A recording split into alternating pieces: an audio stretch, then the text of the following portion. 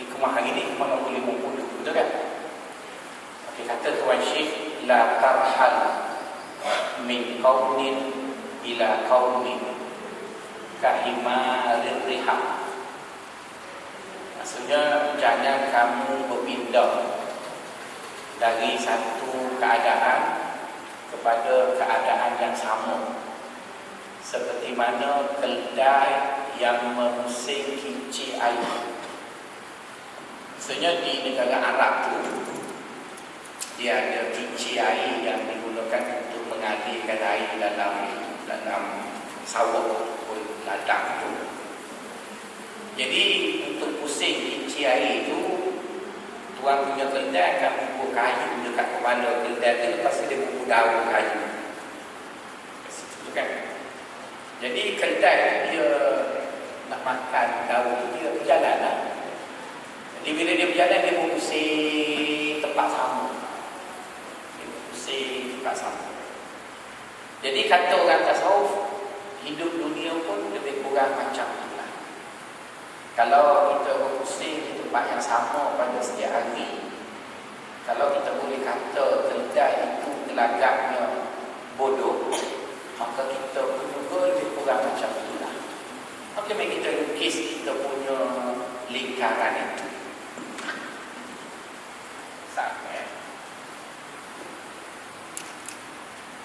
kita bermula dengan lingkaran pertama, iaitu kita nak berbangga. Okay, jadi bila kita nak berbangga, kita kena ada benda yang kita bangga, iaitu tu alatan. Kita nak ada beg tangan cantik, telefon cantik dan sebagainya. Jadi untuk dapat bangga ni, kita kena berusaha dapatkan alatan tu. Boleh ya? Untuk kita berbangga tu, kita akan dapatkan alat. Jadi nak dapat alat tu, kita kena beli kereta, beli baju. Jadi untuk dapat alat ni, kita akan penat kerja. Jadi kerja kita berpenat kerja kerana nak beli alat tu. Betul kan? Kita pun dapatlah alat tu. Ada telefon baru, ada kereta baru, ada baju baru dan sebagainya. Bila kita dah penat kerja, kita pun pergilah ke majlis orang ramai sebab nak tunjuk tu. Betul kan? Dia mesti tunjuk. Tak ada maknanya ada beg baru tak tunjuk kat orang. Jadi bila kita tunjuk, kita pun dapatlah orang puji, tu bangga. Lepas pada kita tunjuk, mari orang lain dia bawa beg baru lagi pada kita. Maka kita pun sakit jiwa.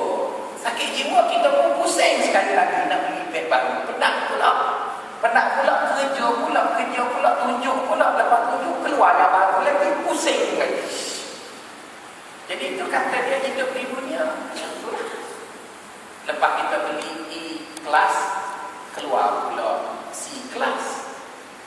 Kan lepas habis beli E200, dia keluar model baru E250. Jadi sakit jiwa kita nak kejar kereta, nak kejar telefon baru, sedangkan hutang yang kita dulu hutang tu tak habis lagi. Lepas tu orang puji kita baru setengah jam je kan. Kalau saya beli kereta baru, tuan-tuan, puas hati ustaz. Mari bulan depan Datuk Zul beli Audi baru pula. Tuan-tuan tak puji dah kereta saya, sebab saya kereta Nissan, Datuk Zul Audi. Pula Datuk Zul. Lalu puji Datuk Zul, mari bulan depan pula Tan Sri beli pula Jaguar. Tak tinggal pula Datuk Zul. Jadi berarti penat je lah. Penat. Sama lah seperti khidmat. Tapi kalau kita tak buat macam itu, kita ada kereta bukan untuk orang puji. Kita ada kereta kerana nak naik dan memudahkan kita sampai ke satu tempat. Maka kita tak sakit jiwa. Kita ada beg kerana nak ubah barang dalam beg. Maka kita tak sakit jiwa. Kita ada telefon kerana kita nak berkomunikasi. Jadi kalau kita memiliki segala alatan itu bukan kerana nak kitaran palsu itu, maka kita tidak dianggap seperti keldai. Maka sebab itu bila bercakap pasal dunia, Allah Ta'ala sebut dunia itu, dia kata dunia itu ialah la'ibun. La'ibun walahun. Itu dunia. Dunia ialah mainan dan seronok. Dunia adalah mainan dan seronok. Jadi bila dia sebut mainan, cuba tuan-tuan tengok orang main bola. Dia main menang. Oh, macam habis. Maka dia kena buat liga baru pula. Dia berlawan. Oh, menang. Maksud dia buat yang baru pula. Tidak, dia pusing begitu. Jadi kata Tuan Syekh, kalaulah kita hidup dekat dunia sekadar nak memusingkan kitaran tadi, maka kita dengan keldai itu lebih murah. Kita dengan keldai secumanya keldai itu pusing nak hidupkan kinci air tu. Dengan sebab dia berpusing, maka kinci pun bergerak. Jadi air pun mengalir. Dan kita tengok keldai itu punya pergerakannya ialah pergerakan setempat. Tapi nampak bulatan lah, seka. Tapi seka tu seka yang sama. Maka begitu juga kalau kita hidup dunia, kita berpusing dari bermain, pergi ke bermain, dari bermain, pergi ke bermain. Maka kata dia serupa je lah. Jadi untuk menjadikan hidup kita tak serupa, baik kita menuju kepada Allah. Sebab dia kata bila kita menuju pada Allah, setiap hari kita akan mengalami pengalaman baru. Pengalaman baru. Ya betul, kita memusing seka yang sama. Itu bila subuh kita sembahyang subuh yang sama, besok pun subuh juga, tengah hari nanti zuhur juga, lepas tu datang Ramadan kita puasa pula. Tapi kata dia perjalanan menuju pada Allah, dia bukan perjalanan yang berputar di tempat yang sama. Dia adalah suatu perjalanan yang berterusan. Itu suatu perjalanan yang tidak memutar perkara yang sama. Cuma untuk ke sana tu mestilah ada roda yang memutar supaya kita maju ke depan tu. Tapi menuju kepada Allah bukan memutar benda yang sama. Sebab itu membuat kita tengok ya, orang yang obses dengan dunia sampai satu tahap dia akan kata aku penat. Dan aku penat. Jadi kita tanya dia kenapa awak penat? Sebab dia kata dia berpusing benda yang sama. Elizabeth Taylor, bukan orang comel. Kenapa dia mati dulu? Dia mati. Sepatutnya dia tak bunuh diri lah kan, sebab kita ni tak macam mana tiba-tiba hari ni jadi orang nak ambil kamera. Elizabeth Taylor tu kamera apa kenapa dia bunuh diri? Sebab dia kata dia terpaksa melalui satu proses yang sama dan tak ke mana, pusing di situ je. Lepas gosip, habis gosip, mari gosip lain pula, lepas tu yang tapi kita tak pernah dengar orang yang menuju pada Allah, kemudian dia keluar daripada tempat dia tadi, dia kata saya menyesal selama ni saya beribadat. Ada tuan-tuan jumpa orang menyesal pergi Mekah. Ada tuan-tuan jumpa orang menyesal mari masjid. Kita tak pernah dengar. Kenapa tak menyesal? Kerana perjalanan itu dia perjalanan yang bukan seka di satu tempat, dia berjalan terus. Jadi itu yang bezanya orang menuju pada Allah dengan orang yang berlega dengan dunia. Dunia itu benda yang sama. Bukan mungkin yang berbezanya ialah situasi, keadaan yang beza. Tapi dia punya watak, cara, bentuknya adalah sesuatu yang sama. Itu yang disebut dalam hikmah itu, la tarhal min qaumin ila qaumin. Janganlah hidup ini sekadar berpindah dari satu tempat ke satu tempat, kahimarir riha, seperti mana keledai yang mengusik kinci air, dia mengusik di tempat yang sama. Dia mula dari sini, dia nak makan pucuk tu, tadi rasa macam lalu dah kat sini, dia pusing, tak habis.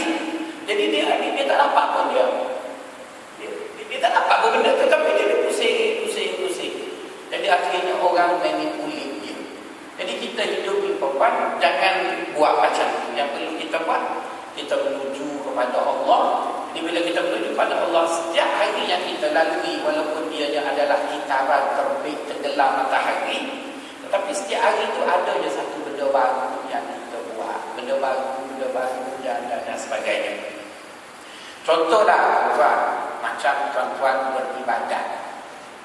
Saya yakin tuan-tuan sambut ataupun berpuasa pada bulan Ramadan tahun lepas, dia punya pengalaman tidak sama berpuasa tahun ini. Dan saya yakin tuan-tuan puasa akan datang lain dengan pengalaman yang ini. Maka itu menunjukkan bahawa kitaran itu berlaku seperti roda, tapi kitaran itu dia move ke depan. Dia pergi. Tapi kalau tuan-tuan mengejar dia, tuan-tuan melengah di tempat yang sama. Cuba tuan-tuan tengok ya, orang yang tak kenal Allah, dia mari dapat gaji, dia beli benda-benda yang dia nak berbangga dengan orang. Lepas benda yang dia beli tadi, oleh kerana duit tak cukup, dia beli yang murah. Jadi akhirnya belum gaji yang akan datang, benda tu dah rosak kan. Dia beli gelang suliah, dia beli kerongsak maidin. Jadi nak beli yang mahal, tak ada bitih. Jadi dia pakai dah 2 minggu. Orang pun kata comel, kerongsak, mabuk dan sebagainya. Lepas tu habis je ujung tadi, dia pun benda yang sama. Jadi berhentikan dia kerja untuk dapat orang puji. Lepas tu bila orang puji, dia kena kerja lagi untuk dapat orang puji yang lain. Jadi berhentikan tuan-tuan, dia menghadapi satu situasi di mana dia mengulang benda yang sama. Jadi sebaiknya lah kita ni bila buat kerja jangan ulang benda sama. Misalnya kita buat baik dengan orang kerana Allah. Jadi bila kita buat kerana Allah, jadi kita tidak menunggu benda yang sama, kita buat terus ke depan. Jadi itu yang dimaksudkan oleh Tuan Syekh, la tarhal bi qaumin ila qaumin kahimarir riha. Saya buat contoh ya. Tak ada apa yang jadi tak terikat dengan wahyu. Okey, tuan-tuan. Saya buat contoh lain. Contoh lain kita sebut orang tolol di dalam agama kita panggil dia orang munafik. Orang munafik ini dia adalah berpunca daripada kebodohan dan ketololan. Maka sebab itu dia jadi munafik. Mungkin tuan-tuan pernah dengar ustaz kata tanda orang munafik itu ada 3. Sebenarnya bukan 3 ya, ada 3 hulu. Jadi kalau tuan-tuan kata munafik itu ada 3, tuan-tuan masih amatur lah. Saya pakar ada 2 hulu. Jadi bila pakar ni tuan-tuan, bila amatur tuan-tuan tahu kan orang kencing manis ada 3-4 simptom. Jadi sebab itu tuan-tuan tak jadi pakar. Tapi pakar dia tengok orang tu dia tahu dia kencing manis. Jadi saya ada 30 tanda yang saya boleh kenal orang tu munafik. Jadi sebab itu bila saya tengok tuan-tuan, saya tahu munafik ke tidak. Dan dia ada tanda dia tuan-tuan, dia ada simptom. Sama lah seperti mana orang kencing manis dia ada simptom. Jadi kalau tengok tubuh kembar, perut kucing, tu kan, jalan mengatur je, kencing manis. Betul kan? Maksudnya kita tahu begitu. Jadi bila kita tengok tanda orang munafik ini, kenapa kita kata orang munafik itu bodoh? Sebab orang munafik ini dia berputar di tempat yang sama. Okey, contoh ya.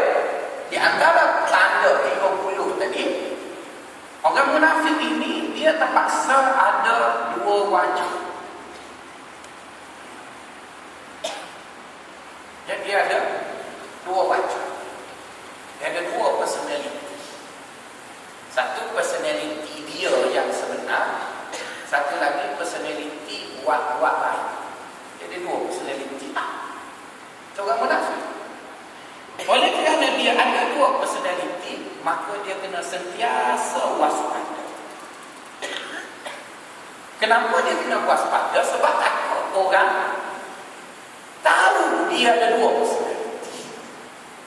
Dan dia ada dua personality, maka dia kena sentiasa waspada. Oleh kerana dia sentiasa waspada, maka dia kena curiga dengan semua orang. Dia tak boleh percaya dengan semua orang sebab dia takut orang bongkar siapa dia. Yang keempat, dia kena berlakon. Aktor. Dia kena berlakon. Sebab kalau dia tak berlakon, macam mana dia nak cover dia punya personality yang buruk itu satu lagi. Jadi saya nak tanya tuan-tuan, mana pernah hidup orang yang macam ni dengan orang yang berbeza? Mana pernah? Pernah kan bila? Kena berlakon, kena curi, pernah. Tapi kalau kita tidak munafik, kita berpakaian kerana Allah, kita kerja kerana Allah, kita berkawan kerana Allah, kita satu personality.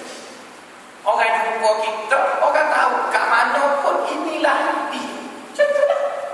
Pergi ke mana pun macam, kita tak ada 2-3 personality.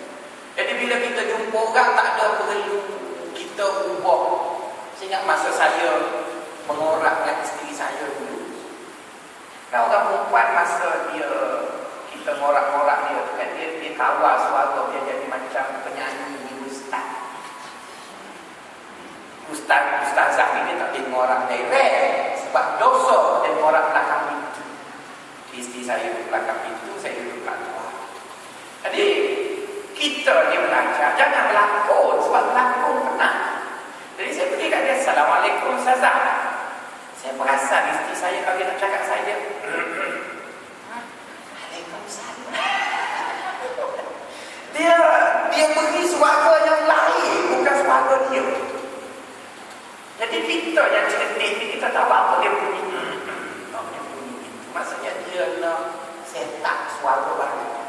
Jadi kita pun ya Ustaz. Saya kata dia Allah dengung suara. Bila dah kahwin baru tahu suara sebenar. Jadi kenapa dia dah tak? Kenapa dia tak? Sebab pernah nak. Sebab dia kena buat suara merdu satu, maksud dia suara dia sebenar. Jadi dia benar. Tapi kalau kita cakap dengan siapa pun, kita macam tu. Awak nak suka kat saya, suka. Awak tak nak suka, nak buat macam mana, memang saya marah suara. Kita gitu sebab.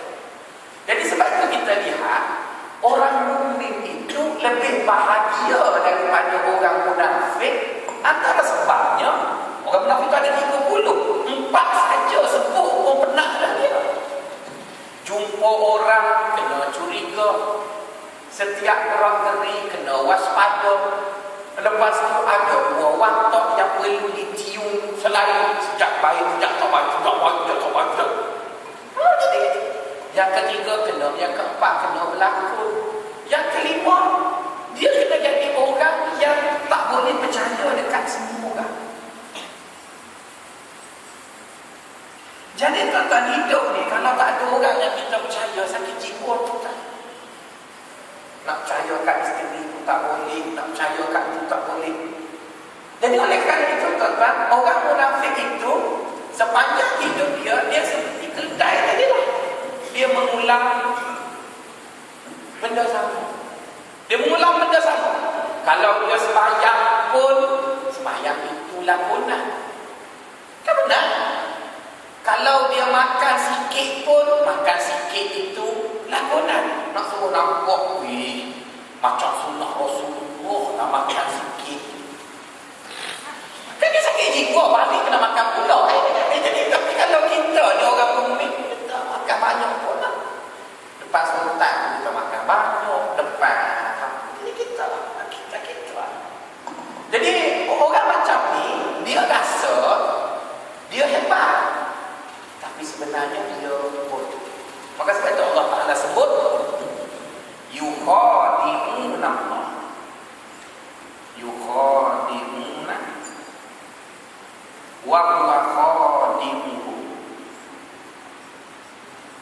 Mereka menyangka mereka kelentung.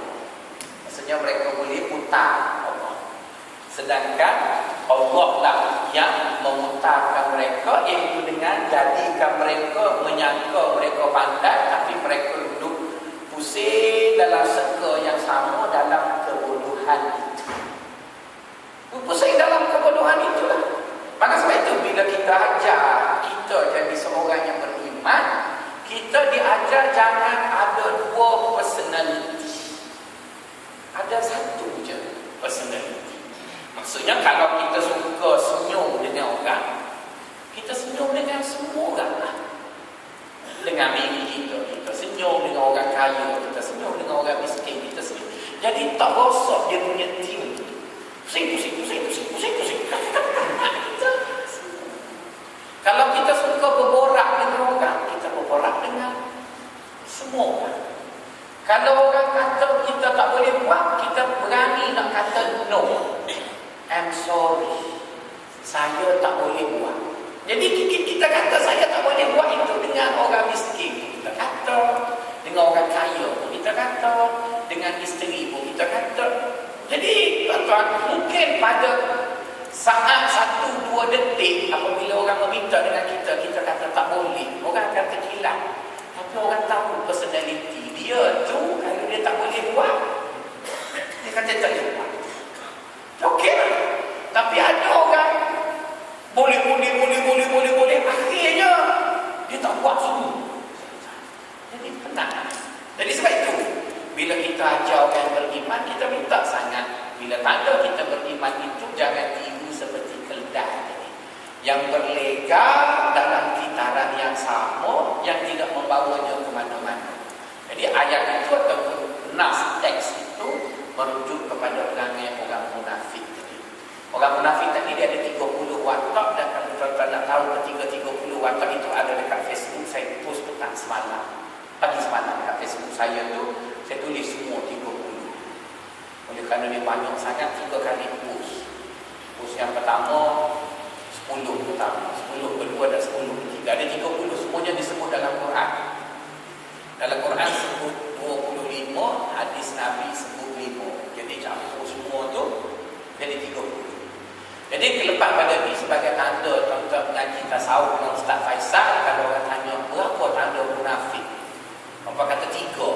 Oh, tu tak mengaji hikam. Mengaji hikam ada 30. Lebih pakar daripada 3. Yang 3 tu dia mengaji sikit. Itu ada 30. Apa benda? Nak tengoklah Facebook saya teringat juga. Jadi nak sebutnya kesimpulannya, kenapa orang munafik itu lebih menderita hidup dari kita? Kerana dia tidak mempunyai suatu benda yang dia nak pergi. Hidupnya tadi pura-pura. Jadi sebab itulah tuan-tuan, bila tuan-tuan hidup terlalu banyak dengan dunia, akhirnya tuan-tuan dipenatkan oleh dunia. Jadi dipenatkan oleh dunia.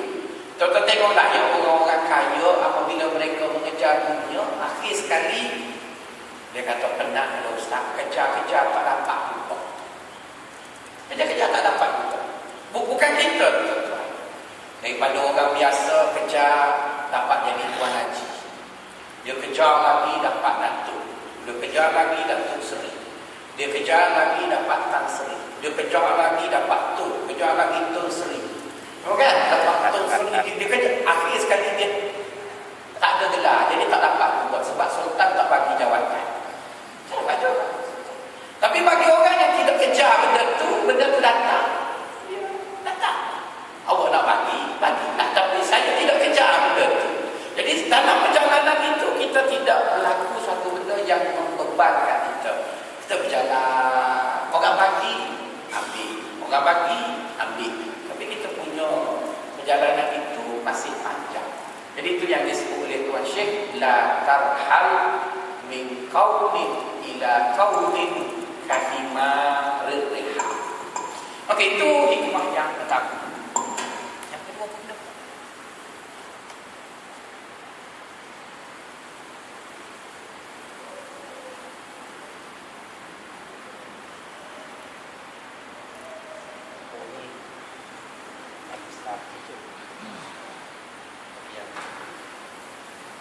Pakai apa?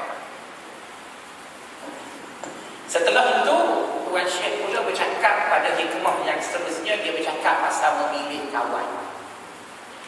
Kata dia, la tashab man la yanhaduka 'ala Allahi maqam. Tuan Syekh nak beritahu kat kita, kata dia tuan, oleh kerana perjalanan kita menuju pada Allah tu jauh, maka kita kena ada kawan. Kita kena ada kawan, tak boleh berjalan seorang. Sebab kalau kita berjalan seorang, mungkin kita akan digoda, mungkin kita akan ditipu oleh syaitan. Jadi oleh kerana tuan-tuan dan puan nak cari kawan, dan kawan itu ada kalanya datang dalam bentuk ustaz ataupun guru, ada kalanya dalam bentuk yang setara. Contohlah ya, kalau orang tanya saya, apakah perjalanan tasawuf yang paling baik menuju kepada Allah? Jawabnya kita kena ada guru mursyid. Guru mursyid. Okey. Kalau tuan-tuan bertanya, habis dekat Selangor, Kuala Lumpur ni siapa guru mursyid? Kita tanya saya begitu. Oh, payah saya nak jawab. Jadi jangan tanya saya nama. Sebab nama tu payah saya nak sebut. Nanti saya perasan saya sebut orang tu kan payah. Jadi paling mudah supaya tuan-tuan dan puan tidak salahkan saya apabila saya sebut guru mursyid itu, yang paling baik saya sebut dia ciri. Ciri. Jadi bila saya sebut dia ciri, maka tuan-tuan dan puan takkan blame saya jika tuan-tuan silap pilih. Sebabnya saya tak sebut orang, saya sebut cirinya begini. Tapi kalau saya sebut orang, nanti ada orang kata, oh ustaz sebut nama tu je, bagaimana yang lain pula? Kan masalah dengan saya. Lebih baik saya sebut ciri. Maka sebab itu dalam buku hikam tidak ada nama siapa wali. Yang ada ialah siapa memiliki ciri-ciri wali. Okey tuan-tuan. Oleh kerana kekasih Allah itu suatu yang istimewa di mata Allah, maka Allah akan sorok kekasihnya. Jadi kita ni macam reservoir nak cari harta karun. Jadi bila nak cari harta karun, tuan tak tanya saya point itu tak jadi pertandingan lah. Saya tak boleh nak point itu. Saya hanya boleh sebut dia punya clue sahaja. Oh, tak janganlah buat main macam tu. Saya tak suka lah main-main. Saya serius itu. Sebab kalau saya point terus, seronoklah tuan-tuan. Sebab saya cari payah bagi duduk je kan tuan-tuan. Cari sendiri lah. Itu lebih baik. Tapi setidak-tidaknya saya dah beritahu dia punya ciri itu. Jadi bila saya beritahu dia punya ciri, berarti saya ada pengalaman kesukaran untuk mencari, dan tuan-tuan juga ada pengalaman. Yang pengalaman tu yang mahal. Okey, apabila kita sebut nak cari kekasih Allah atau wali Allah itu, kita tahu Allah sorok kekasihnya. Jadi bila kita tahu dia sorok, kita kena tahu bagaimana dia sorok. Dia sorok benda ni macam mana. Jadi tuan-tuan kan kena pergi makan Pizza Hut. Jadi oleh kerana pizza tu lambat siap, jadi supaya kita tak komplain, dia bagi satu kertas ada 4 gig. Ada 4 gig. Sambung jalan cari benda. Tuan-tuan macam tak perlu makan pizza. Kan ada pizza macam tu kan. Takut saya seorang dia bagi benda tu. Tak tahulah. Dia ada mainan dia bagi kat Pizza Hut. Ataupun kalau tuan-tuan baca sahabat Inggeris, dekat belakang tu dia ada cari benda tak sama, teka silang kata yang macam-macam. Okey, benda-benda macam tu kan, kalau tuan-tuan perhati, bila kita nak sorok satu benda daripada orang, cara yang paling berkesan untuk sorok ialah dengan cara tidak sorok. Ya, sorok di tempat yang tidak tersorok, menyebabkan orang lebih banyak nak jumpa berbanding dengan sorok di tempat yang tersorok.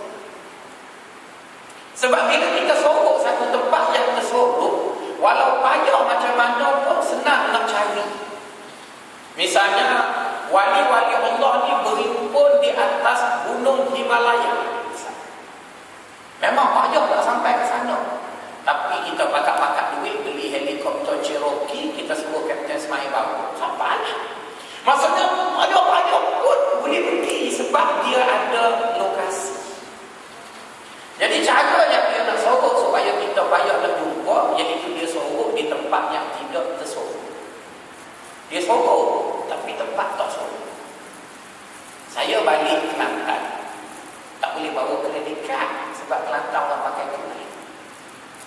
Jadi kalau balik Kelantan, kena bawa duit RM1,000 cash. Bubur dalam dompet, kena rompok dekat raut, naik. Jadi duit tu nak buka kat mana?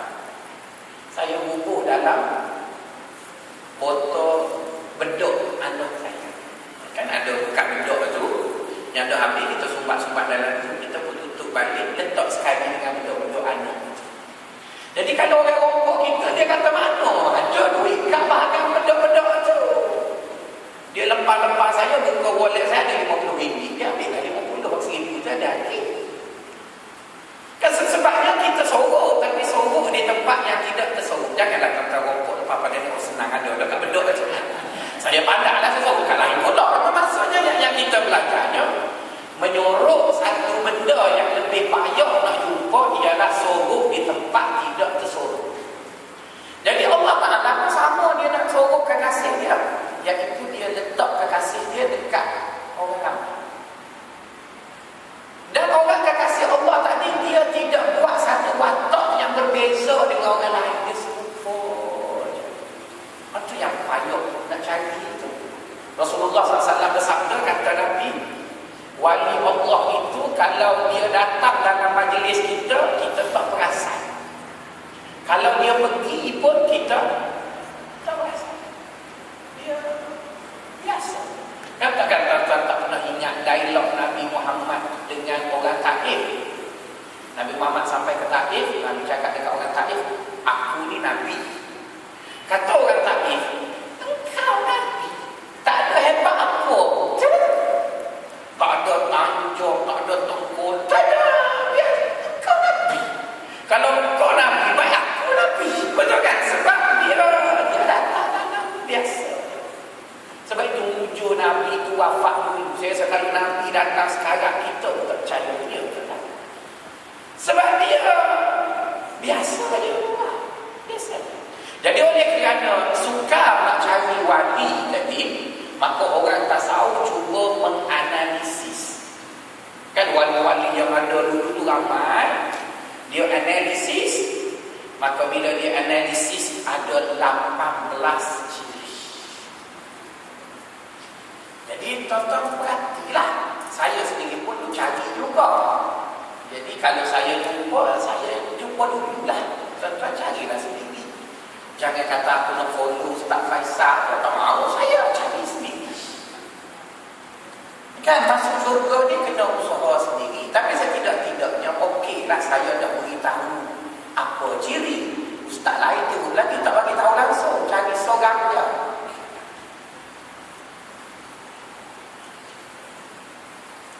Okay. Ini kita cerita guru mursyid, ya? Guru mursyid. Pertama, dia tidak menjawab semua soalan. Itu ciri yang pertama. Jadi guru mursyid ni, tuan-tuan tanya dia 10 soalan, dia jawab 5. Lain lagi dia kata, wow. Jadi mungkin tuan-tuan kata, Ustaz, apa banyak tak tahu? Tak. Wali itu dia jawab separuh. Baki lagi dia tanya. Jadi kalau tuan-tuan jumpa Ustaz yang boleh jawab semua soalan, itu bukan wali itu. Sebab wali dia tak akan jawab semua soalan. Dia jawab separuh. Imam Malik radhiyallahu ta'ala anhu, ada orang tu dia naik kuda 4 bulan daripada Morocco Kan jauh zaman dulu naik kuda dari Morocco sampai ke Madinah 4 bulan punya naik kuda. Dia membawa 10 soalan orang kampung dia nak tanya Imam Malik 10 soalan, bagi duit kat dia jalan berdulu, tak ada SMS. Sampai di Madinah dia tanya Imam Malik 10 soalan, Imam Malik jawab 1, 9 lagi wallahu a'lam. Marah dia dekat Imam Malik. Kau tahu tak aku mari punya jauh, aku tanya 10 dia malah tu kan. Kata Imam Malik nak buat macam mana, aku tahu 1 dah, kau 9 aku tak tahu. Tak tuan-tuan bayanglah ustaz sekarang dengan Imam Malik tak kapan dia lagi dari Imam Malik. Imam Malik, imam besar tu guru Imam Syafi'i pun tanya 10 jawab 1. Ustaz sekarang tanya 10 jawab 20. So dia sendiri jawab. Mungkin tuan-tuan tanya, ustaz kan kenapa guru ni tak boleh jawab semua soalan? Ada 3 sebab. Ada 3 sebab guru tak boleh jawab semua soalan. Pertama, kejahilan lingkungannya lebih luas dari ilmu. Jahil itu dia punya skop lingkupnya lebih luas berbanding dengan lingkungan ilmu. Wa ma utitum min ilmin illa qalil. Tidak aku beri ilmu kepada seseorang melainkan sikit. Jadi berarti lingkungan kejahilan lebih luas daripada lingkungan ilmu. Jadi oleh kerana lingkungan ilmu itu lebih kecil dari lingkungan kejahilan, macam mana seorang yang mempunyai ilmu yang sedikit mampu menjangkaui semua lingkungan ilmu? Okey. Jadi oleh kerana itu, guru yang ada adab dan sopan, dia kena sebut wallah a'lam. 1. Yang kedua, ada kala murid ini dia tanya, tapi kalau kita jawab menyusah dia. Dia jadi lebih susah, tapi dia tanya malah. Maka sebab itu ada kalanya Nabi Muhammad, orang tanya benda lain, dia jawab benda lain. Misalnya, anak kita duduk dengan kita tengok CSI Mayang. Tengok CSI Mayang. Mayang itu kan orang tak cukup kain ramai kat situ. Kalau CSI kota lebih kain pula di CSI Mayang. Jadi bila cerita Mak Saleh, mestilah ada ujungnya tadi dia cium. Anak kita darjah 5 tanya, ayuh dia buat apa? Takkan nak jawab, tak jawab dia tanya. Ayuh yang cerdik dia akan jawab yang lain. Dia buat apa tu? Oh, dia nak test bau mulut. Makan Colgate tu pakai sos dia. Tu kan juga, tapi dia tak boleh jawab yang tu. Dia kata, mari ayah nak ajar, bukan dia. Maka sebab itu dalam Quran, banyak sangat orang tanya Nabi soalan lain, dia jawab lain. Bukan kerana dia tak boleh jawab, sebab soalan itu kalau jawab seperti yang ditanya, tak baik pada yang bertanya. Jadi dah orang tanya, tak boleh marah sebab orang tanya pun marah, dan tidak demokrasi pula. Jadi awak tanya-tanyalah. Bika yas'alunaka 'anil ahillah qul hiya mawaqitu lin-nasi wal hajj wa laysa al-birru bi an ta'tul buyuta min zuhuriha walakinnal birra man ittaqa wa'tul buyuta min abwabiha. Orang Yahudi tanya Nabi, wahai Muhammad, apa hikmah Allah Ta'ala buat bulan, bintang dan sebagainya? Dia nak suruh Nabi jawab tentang benda gaib apa benda. Tapi tak jawab. Nabi kata dia buat bulan, senang nak tahu bila usia haji, bila Ramadan. Dia tak jawab itu. Sebab kalau Nabi pergi kat sana, orang yang pergi ada soalan lain yang tak sudah. Jawab dia tu lah. Jadi sebab itu seorang guru yang baik, dia tak boleh jawab semua soalan. Ada kalanya soalan itu memudaratkan benda tadi. Misalnya tuan-tuan, ada anak murid dia suka tanya benda yang kebarat kalian. Misalnya tuan-tuan ngaji fiqh. Imam ataupun ustaz kata bila kita belajar fiqh ni, kalau pada tubuh kita ni ada najis, maka kita kena buang najis tersebut bersih, baru kita boleh semalam. Semalam tuan-tuan saya jumpa ada seorang budak Melayu spesies terakhir. Dia belajar di UPM tahun 3, kemudian dia berhenti dari belajar kerana kata dia tak puas hati dengan ilmu orang yang berilmu di universiti. Yang saya herannya, nama saya diletak list yang pertama untuk jumpa budak tu. Jadi dia panggil saya, moknya orang kaya lah, mok dia dah pening. Mok dia kata, ustaz, tolong dialog dengan anak saya ni kalau malaikat Jibril. Mok dia dah bingung. Jadi oleh kerana mok dia kaya, saya kata boleh jumpa saya, tapi kena pergi dekat Kopi Bean Bangsa. Sebab saya nak minum kat situ mahal. Dia belajar ambil kesempatan, betul kan? Starbucks tak boleh lah, kafe. Pergi kat Kopi Bean tu kan, kat Bangsa. Dia duduklah situ kat Kopi Bean tu. Maka dia kata, ustaz nak minum apa? Ambil air yang paling mahal ada kat sana. Yang kopi minum dah kamu mau. Kat Kopi Bean mahal. Maka dia kata nak kecil besar. Hak paling besar ada. Dia bertanya saja. Bila dia tanya kita kan tuan-tuan, oh fahamlah kita. Kalau saya jawab, dia susah. Saya jawab, dia susah. Sebabnya dia budak-budak umur 23 tahun, anak orang kaya, dia tak pernah kalah. Sebab duduk dia anak tunggal. Dia pergi ke mana semua dia menang. Sebenarnya bukan kerana dia cerdik, kerana dia dibesarkan selalu menang.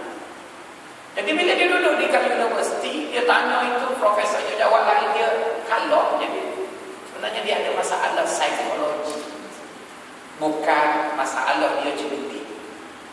Jadi saya duduk dengan dia tu, dia tanya itu, saya kata tak tahu. Dia tanya itu, saya kata tahu. Jadi bila saya tak tahu, dia kurang.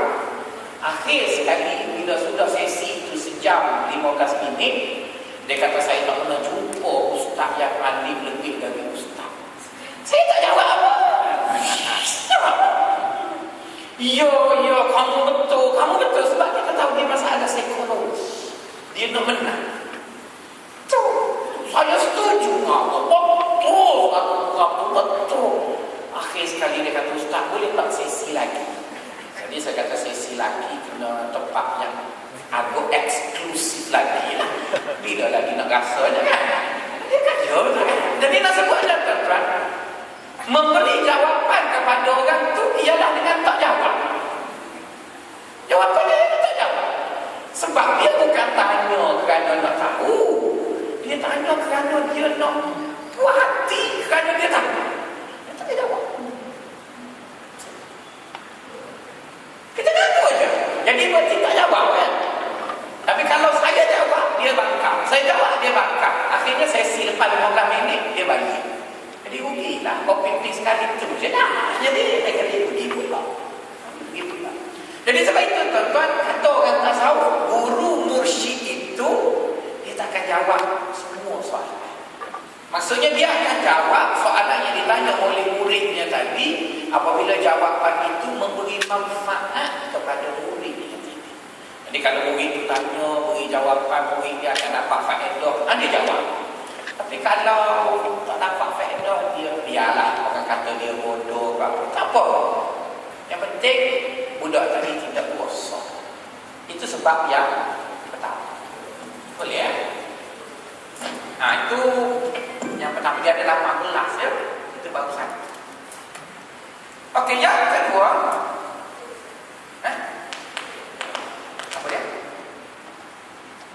Dapat baru nombor 2. Oh, tadi tak ambil lagi. Yang ketiga tu. Oh, dia juga ni. Sebab yang pertama betul. Yang pertama, kita tak boleh jawab semua soalan tu kan. Ada 3 je betul. Pertama, kerana kita tidak tahu semua benda. Betul kan? Yang kedua, soalan itu kadang-kadang memudaratkan orang yang bertanya. Allah Ta'ala sebut dalam Quran, la tas'alu an asya'a itu bedalakum tasukum. Jangan kamu bertanya mengenai perkara yang kalau dijawab menyusahkan kamu. Jadi dia tak jawablah. Yang ketiga, tuan-tuan, seorang guru tidak akan jawab semua soalan muridnya kerana ada kala muridnya bertanya tidak ikhlas. Kan dia tanya tujuannya mainkan orang, dia tanya nak tahu benda tu dan benda ni. Ada kan orang kadang-kadang dia bertanya, jawapan orang semua tahu dah, cuma dia nak tahu ustaz ni biru ke hijau. Betul kan? Ustaz, apa pandangan ustaz tentang Pilihan Raya Kecil Kajang? Kita tahu dulu. Kita katakan dia, kalau nak tahu Anwar menang, baca suara PKR dan suara Selangor. Kalau nak tahu MCA menang, baca putusan. Kita tak tahu apa. Cuma dia nak tahu kita jawab macam mana. Oh, ustaz ni biru ya, ustaz ni hijau. Jadi saya jawab. Wallah. Jawab. Sebab dia tanya tentang ikhlas. Okay, tiga. Okey, yang nombor dua, tuan-tuan. Seorang guru itu akan dikira mursyid ataupun wali apabila dia tidak menceritakan benda-benda pelik yang ada pada dia. Ya? Sebab seorang guru itu dia akan mengalami banyak pengalaman pelik-pelik. Dia mimpi jumpa Nabi, dia mimpi jumpa wali-wali, dia jumpa ni sebenarnya dia orang soleh. Kadang dia nampak benda yang akan berlaku, Allah bagi kat dia macam-macam. Tapi benda itu, tuan-tuan, dia adalah fitnah. Fitnah. Jadi oleh kerana benda itu fitnah, dia boleh bercerita tapi tidak sekerap-kerap. Maksudnya jarang-jarang dia adalah bercerita. Jarang-jarang dia adalah bercerita. Tapi kalau setiap kali dia bagi kuliah duha, tak ada kerja lain. Tuan-tuan dan puan-puan, semalam tu ayah jumpa Allah dekat Sidratul Muntaha. Mari minggu depan pula, tuan-tuan dan puan-puan, tu ayah pergi melawat neraka. Mari tengok ada ramai orang syekh-syekh 14 duduk sana kan. Dia cerita je benda pelik. Setiap kali dia ceramah ada je benda pelik. Maka itu ialah wali, bukan wali. Kita tak nafi dia tahu benda pelik, tapi benda pelik itu ialah fitnah. Dia boleh menimbulkan fitnah. Maka guru yang baik dia tak akan cerita semua benda. Ada dia cerita. Sebab itu kalau kita tengok baginda sallallahu alaihi wasallam, dia bukan nabi Tuhan saja. Berapa kali dia cerita benda pelik? Tidak, dia cerita sekali malam Isra.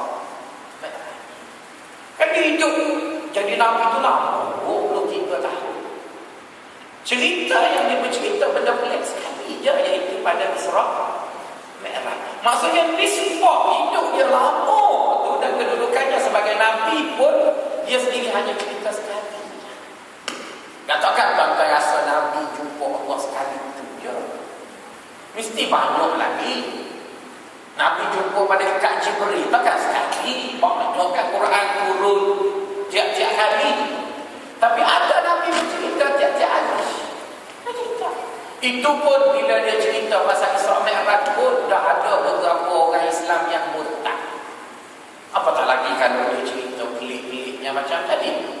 Maka sebab itulah bila tuan-tuan dengar ustaz-ustaz atau tutup guru yang mendakwa dia wali, tiap-tiap kali dia ceramah ada je dia mimpi benda tu, dia jumpa sini, dia kata subuh tadi tu ayah sembahyang di Multazam.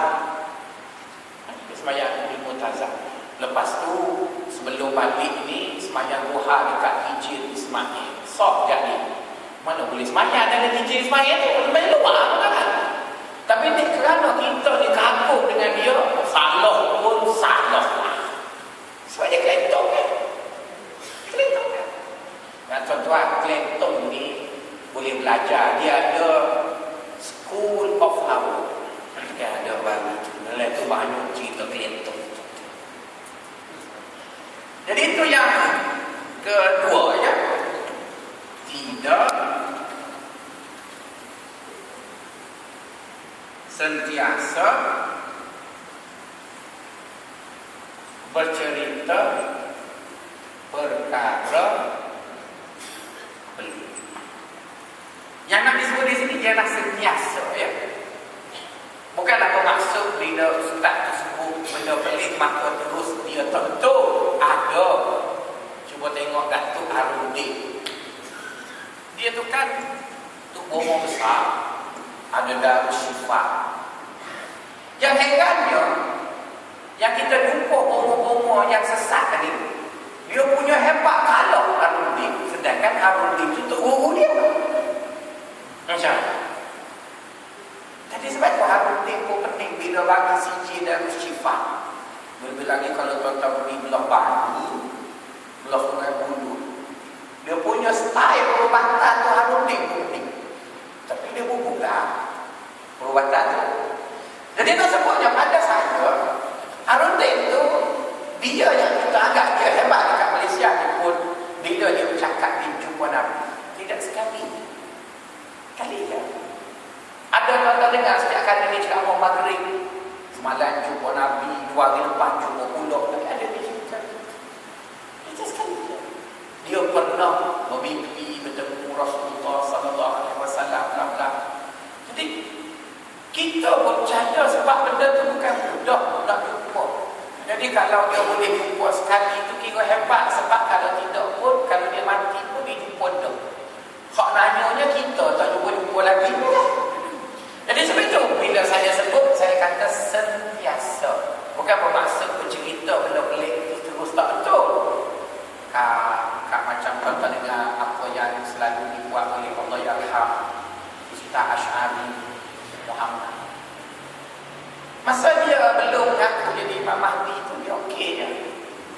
Tapi bila dia ngaku jadi Imam Mahdi, jadi Syekh Suhaimi, tak mula mengaku, mula lagi. Dan ada beberapa lagi syekh-syekh lain yang tak boleh disebut nama mereka. Itulah. Mula-mula okey je, lepas tu lama-lama kerak. Jadi kalau perempuan jumpa orang yang terlalu kerak itu ke perempuan, itu tanda dia bukan mursyid. Ya? Okey, yang ketiga, orang tadi dikira guru mursyid apabila dia telah melalui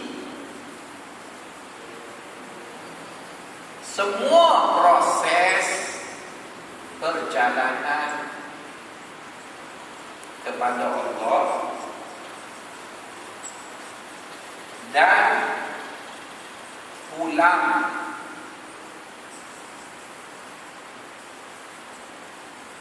dengan selamat. Maksudnya dalam tasawuf itu ada maqam. Ada maqam taubah, maqam sabr, ada maqam. Dan orang yang dikatakan dia tadi guru mursyid, dia setelah lalu semua maqam tu, lepas tu dia dapat balik dengan selamat, maka itu dipanggil guru mursyid. Sebabnya setiap maqam itu dia ada ahwal, ada situasinya. Dan setiap ahwal itu berbeza daripada seorang murid dengan seorang murid yang lain. Macam tuan-tuan lah ya, tuan-tuan nak masuk hutan. Tuan-tuan minta saya jadi guide, hanya sekadar dekat IC saya tulis Manik Urai. Yang saya yang tak pernah masuk hutan, tuan-tuan percaya? Jangan percaya, takut tak keluar. Memanglah saya orang kampung Manik Urai, tapi saya tak pernah masuk hutan. Saya hanya duduk di Manik Urai, tapi gaya orang section 14. Saya tak pernah masuk hutan. Tapi kalau tuan-tuan kata, Ustaz, tolonglah jadi guide kita orang nak lancung dalam taman negara. Baik tak payah, tuan-tuan, takut mati, sesat. Tapi orang yang nak pergi kat situ, tuan-tuan kena tanya pegawai perkhidmatan. Dia tahu dekat mana ada tanah Jerlus, dia tahu dekat mana ada rimau, dia tahu dekat mana ada sungai, dia tahu dekat mana nak bermalam. Jadi sebab itu bila orang tak kena jadi guru mursyid, dia kena lalu proses tu dan dia selamat keluar. Jadi itu yang tuan-tuan kena tengok orang tadi sebelum tuan-tuan kata orang tadi sebagai guru mursyid ataupun wali. Itu nombor 3. Nombor 4, tuan-tuan, dia mestilah seorang yang alim dalam agama. Jadi dia mesti seorang yang alim. Dan alim seseorang itu dalam agama, cara tuan-tuan nak mengesahkannya, tuan-tuan tanya dia 4 soalan. Kita nak tahu orang itu alim atau tidak dalam satu ilmu agama, tuan-tuan tanya dia 4 soalan. Dan tuan-tuan akan tahu dia alim atau tidak. Pertama, tanya dia siapa guru awak. Dia siapa guru awak. Tak semesti dia kena ada PhD holder baru dia alim. Kan tanya dia. Tu ayah ni yang mengaku ada jadi wali ni dulu belajar dengan siapa? Kalau dia kata saya belajar dengan Syekh Abdul Qadir Jilani Bailani. Dia belajar macam mana Syekh Qadir Jilani? Mati lama dah. Dia mesti ada tu. Maka sebab itu saya percaya dengan perempuan. Sebab bila dia tanya boleh Abduha siapa? Ustaz Faisal, Ustaz Fauzi Grama. Tahu ni tu guru dia. Hadisnya tu guru dia yang tasawufnya tu guru dia yang ni. Tafsirnya Profesor Datuk Zu. Yang belajar mengenai apa panggil wasiat iman Datuk Ustaz Datuk Mukhtar. Jadi tahulah ini guru dia. Ini guru saya Rabi'atul Adawiyah, Syekh Abdul Qadir Jilani Ibrahim Ibn Abham. Dia belajar dengan itu sebab orang tu mati lah. Dia mesti ada guru. Dia mesti ada guru dia. Jadi sebab itu tak orang yang mengaruh dia tuan-tuan mesti dia sebut tu guru dia pun mengaruh juga. Satu, yang nak tahu dia alim atau tidak, tanya tu guru dia. Yang kedua, kita apa kena belajar. Kan? Jadi tuan-tuan belajar dengan Dr. Fauzi Drama, ada buku dia. Saya dah belajar yang itu. Dengan Datuk Mukhtar, belajarlah Muniyatul Musalli. Yang ni Minhajul Qasidin. Yang ni kitab ikat. Jadi kita pun boleh faham, ini dia punya level. Hatta dalam mana-mana ilmu pun tuan-tuan, bila orang tadi dia kata dia doktor, kena di USM Kota Baru itu ada 3 orang doktor yang kata dia doktor pakar dari India. Maka ditanya kolej apa? Dia sebut satu kolej yang dalam peta dunia tadi, tapi di Tamil Nadu. Dia kata dia menang. Jadi bila tak tahu dia betul atau tidak, kebetulan ada orang tu luka kecil, maka mintalah doktor pakar jahit. Doktor pakar jahit luka kecil tadi. Mungkin dia tak jadi kuat. Orang ini cerita doktor dekat bagi USM Kota Baru. Jadi tinggalkan kepada 3 doktor India, selepas 2 jam luka tu tak jahit lagi. Sebab tak tahu nak jahit macam mana. Jadi mereka tahulah bahawa dia hanya sekadar mendakwa dia doktor. Tapi sekadar nak pakai baju putih, batu buku, buat tanda itu boleh. Jadi oleh kerana itu dalam mana-mana ilmu pun kita akan tanya siapa guru apa, buku apa awak belajar. Maka sebab itu kalau tuan-tuan mengaji dengan guru pondok yang hari Sabtu, Minggu genap tu kan, hari Ahad apa kan, maka ustaz tu mesti akan sebut. Walaupun tuan-tuan dengar suara dia bunyi macam siam tak siam, dia ni apa yang disebut ianya itu, dia ada guru dia tu kan. Dia guru dia. Kitab ini mari paling kurang kita percaya dia tak tipu. Ini kita ambil mana turun dari Lauhul Mahfuz, kena pada Sufi Ali Jinnah Wali Songo. Jadi dia mesti ada buku apa dia belajar. Maka sebab itu tradisi pengajian Islam, bila orang tu habis belajar, guru akan bagi ijazah. ijazah. Tuan-tuan bertunggulah 15 tahun akan datang habislah kita ikam tu. Maksudnya kita bagilah ijazah bahawa dengan ini saya mengesahkan mereka-mereka telah belajar dengan saya, kita ikam dari muka surat 1 sampai muka surat 289, bukunya bla bla bla bla. Kita tengoklah mana action banyak dari bagi kita tak habis betul kan? Jadi mana semuanya ada belajar. Itu nombor 2. Nombor 3, kalau tuan-tuan nak tahu orang tadi dia alim atau tidak, dalam ilmu yang dia nak ulas tu, cuba tanya dia nama-nama pakar dalam bidang ini. Dan dalam bidang ini, tanya Dr. Tajudin, dia bahagian pendidikan. Adalah aib orang bercakap pasal pendidikan di Malaysia, dia tak kenal Hasan Lagu, Kamal Hasan. Dia tak awak tidak bidang pendidikan. Orang yang dah bercakap dalam sosiologi tak kenal dia ni, tak kenal, itu aib. Macam mana ustaz tu dia nak bercakap mengenai sesuatu ilmu, kita tanya dia benda ni, saya tak berapa pasti. Macam mana awak kata awak tahu tapi awak tak pasti. Itu 3.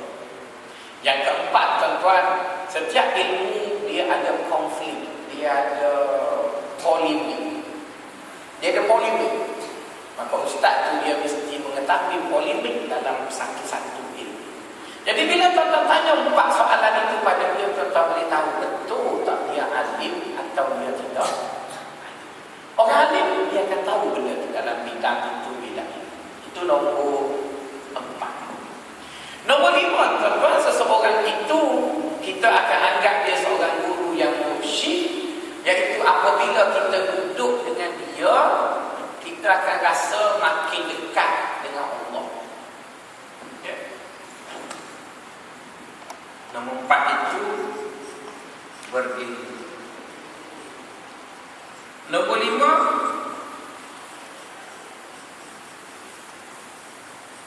makin dekat dengan Allah. Jadi itu adalah apa panggil beberapa perkara dan antara ciri-ciri yang disebut oleh ulama tasawuf orang tadi adalah seorang guru mursyid. Jadi saya sendiri pun tuan-tuan duk cari itu juga lah. Maka tuan-tuan jangan gelojuklah. Kerana apa? Kerana kalau kita tidak dapat jumpa wali untuk berguru, kita gurulah dengan sama-sama kita. Kita ada buku yang ditulis oleh ulama dulu, kita cuba belajar, kita cuba faham. Oleh sebab itu tuan-tuan jangan ingat saya ni wali, saya hanya wali kepada anak perempuan saya.